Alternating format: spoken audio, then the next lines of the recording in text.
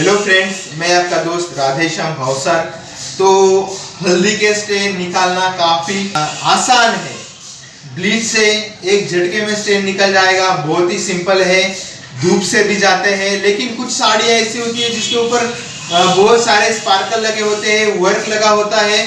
मैं उसके ऊपर ब्लीच नहीं यूज़ कर सकता हूँ, उसके बाद में धूप में भी नहीं रख सकता हूँ, तो कुछ ऐसी कॉम्प्लिकेशंस होती हैं।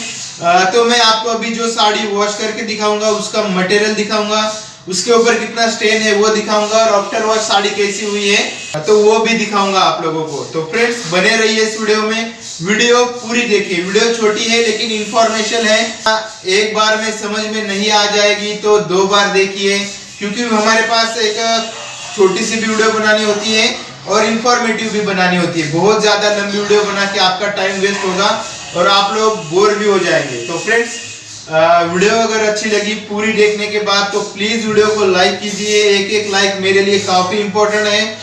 शेयर भी कर दीजिए अपने दोस्तों के साथ व्हाट्सएप और फेसबुक पर, और नए हो चैनल पे तो सब्सक्राइब कीजिए। नीचे जो लाल कलर का बटन आता है तो उसको क्लिक कर देना, उसके बाद में बेल नोटिफिकेशन आएगा तो उसको भी क्लिक कर देना। तो पूरी वीडियो देखिए और लाइक कीजिए। Thank you friends, God bless you all, thank you.